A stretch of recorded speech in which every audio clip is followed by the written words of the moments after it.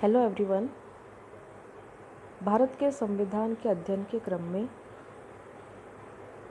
भारत के संवैधानिक विकास के इतिहास का अवलोकन बहुत ही आवश्यक है, क्योंकि संविधान के विकास और भारतीय संविधान में परस्पर अंतःक्रिया रही है। भारत का संवैधानिक और प्रशासनिक ढांचा एक लंबे विकास का परिणाम है।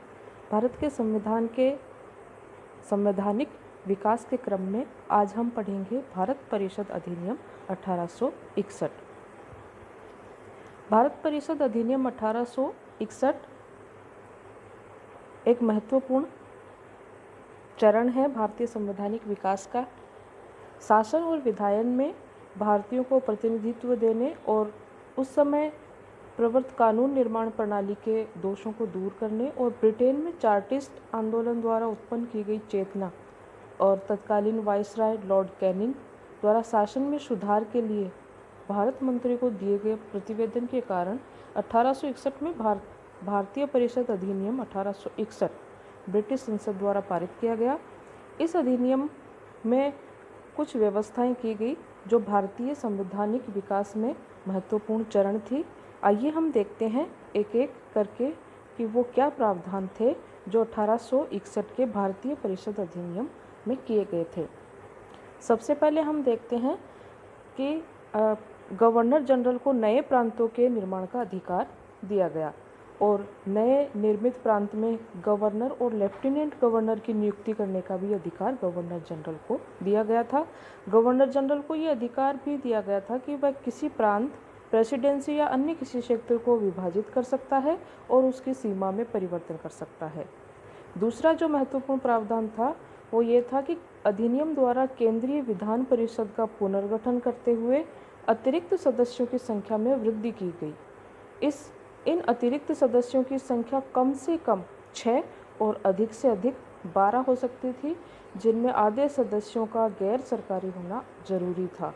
केंद्रीय विधान परिषद द्वारा पारित कोई भी विधेयक तब तक कानून नहीं बन सकता था जब तक कि उसे वायसराय की स्वीकृति नहीं मिलती।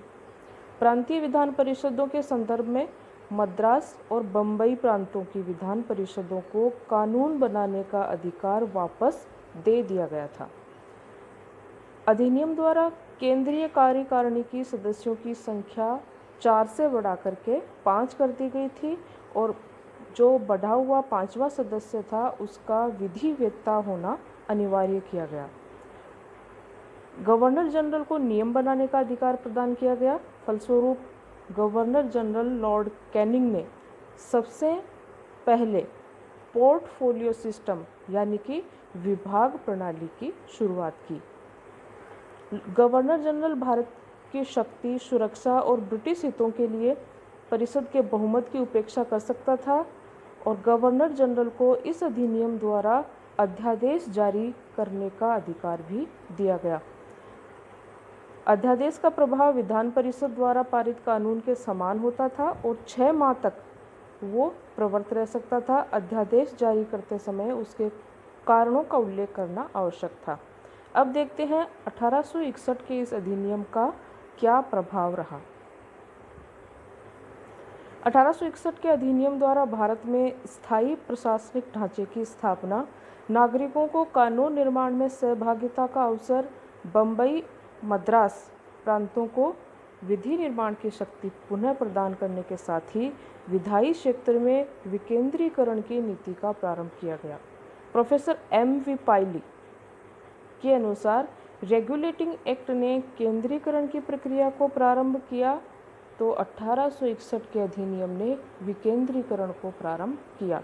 यह अधिनियम 19वीं शताब्दी का भारतीय विधानमंडल का सर्वप्रथम चार्टर था, किंतु इसके साथ ही वाइसराय को वीटो की निरंकुश शक्ति, विधान परिषदों का प्रभुत्व संपन्न न होना और विधान परिषदों में भारतीयों को सच्चा प्रतिनिधित्व न देना इस अधिनियम के दोष थे।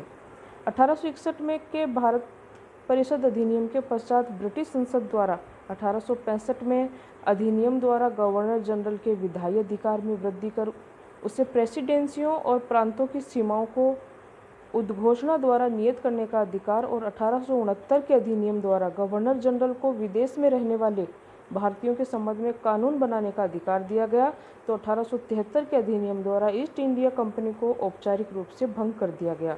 शाही उपाधि अधिनियम 1876 द्वारा औपचारिक रूप से ब्रिटिश सरकार को भारत सरकार का अंतरण मान्य किया गया और 28 अप्रैल 1876 को एक घोषणा द्वारा महारानी विक्टोरिया को भारत की साम्राज्ञी घोषित किया गया। तो ये था भारत परिषद अधिनियम से 1861 से लेकर के 1876 तक का संवैधानिक विकास। ये चैप्टर हमारे लिए न केवल राजनीति विज्ञान के लिए बल्कि सामान्य अध्ययन में सामान्य जागरूकता और जनरल नॉलेज के हिसाब से भी बहुत ही आवश्यक है। इसलिए भारत के संविधान के अध्ययन से पहले हम भारत के संवैधानिक विकास को अच्छी तरह से जान लें।